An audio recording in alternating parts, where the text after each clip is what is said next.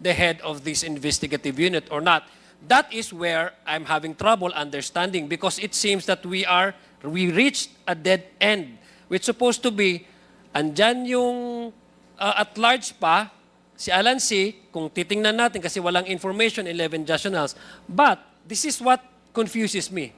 But, the information that is available, consistent with the numbers, 11 and Alan C., is the testimony in affidavit of Las Cañas and the pronouncement of the former President Duterte. Kaya nga po tinatanong ko po kayo kung ano yung follow-up dito. Kasi if we try to get all the circumstances, the narration, etc., General Wilkins, you cannot provide me, and I wonder why you did not do follow-ups. I'm not saying that you remiss your job, but as you know, you should have, that's your crowning moment.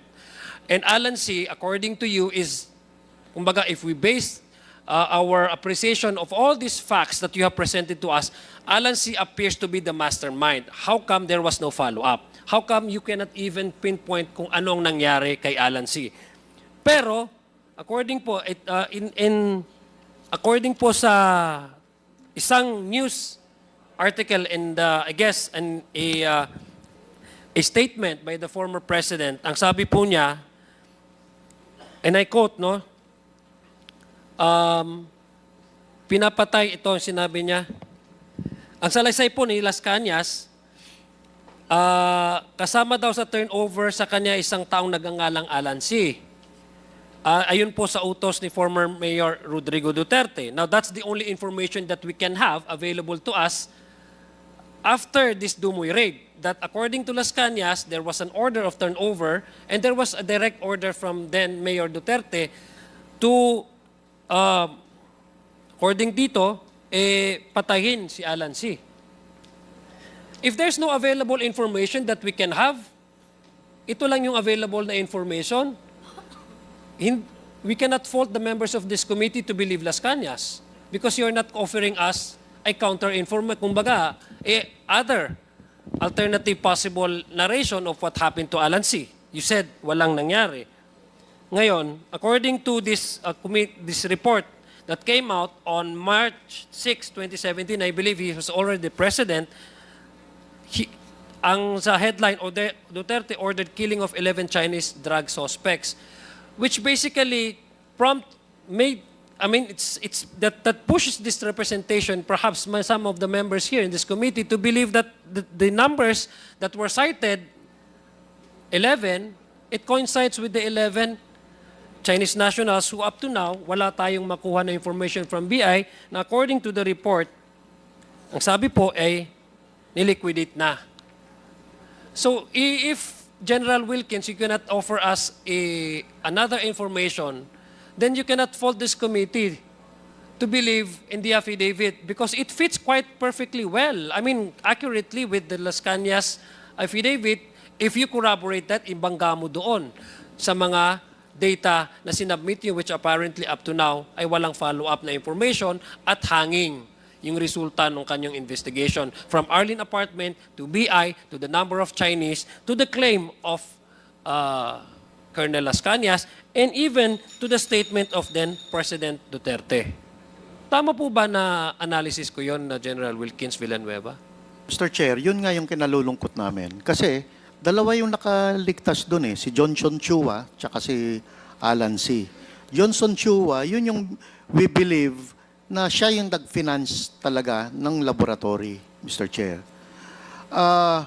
Limited, during that time kasi, Mr. Chair, limited talaga yung capability namin.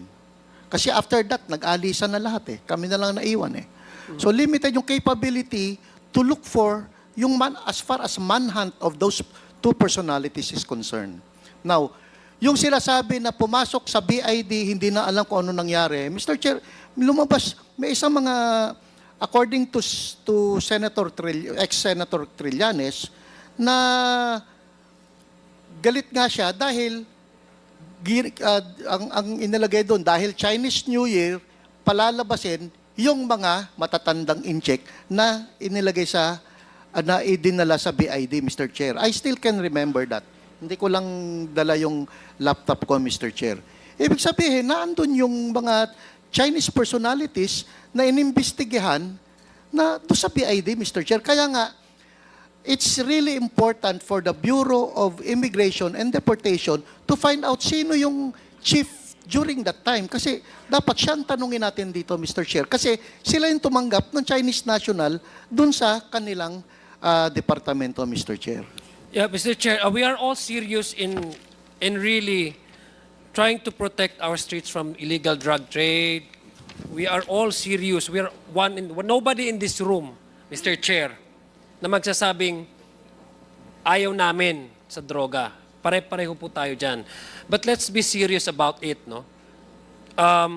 Kung gusto ho natin talagang mapinpoint kung sino yung mastermind dyan, in this case, sabi nga, si Alan C., wala pang follow-up information, hindi nga natin alam.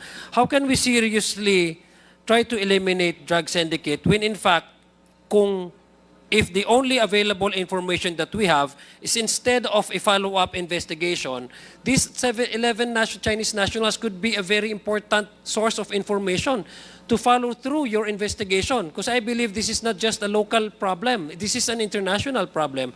And apparently, if these 4 Chinese nationals are involved in the illegal drugs, it means to say that we are importing illegal drugs. Kukonek ko po doon sa BIC, merong 6 metric tons, 6 point something billion tons of chabu that were smuggled in the right before our doorstep sa MICP and PNC. It's very saddening, no? If you're really serious in trying to curb illegal drugs, root out illegal drugs from our system, from our country, then that was a perfect opportunity for us to really locate the big fishes, Alan C. But now we can even know where Alan C is. And yet here comes Las Cañas who are offering us an information that he did put a bullet in the head of Alan C.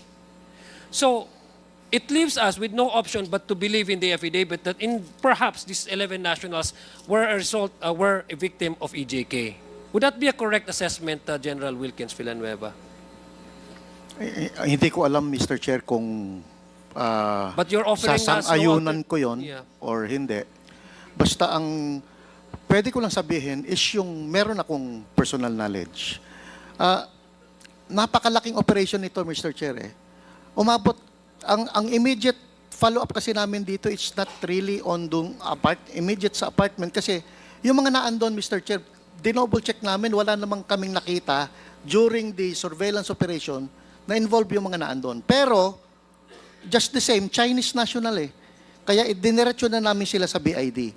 Dumiretso kami dun sa pwedeng achievable follow-up operation, which is yung nakuha na namin nung May sa Cagayan de Oro, Mr. Chair.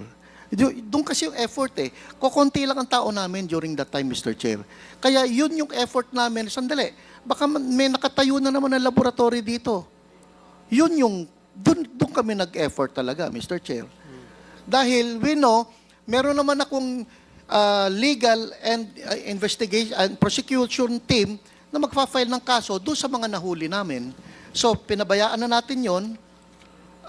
Ginawa na nila yung trabaho nila. We went on another possible laboratory which is doon namin nakuha doon sa Cagayan de Oro naman, Mr. Chair. Okay. Well, for my last point, Mr. Chair, no, sayang lang. Kasi seryoso naman talaga tayo, lahat tayo, na itanggalin ang illegal drugs sa atin. Suportado. And I would like, and I even commend you for your services to the government. But ito lang po ang nakikita natin based on all of the raids that happened. And I think this is a lost opportunity sana.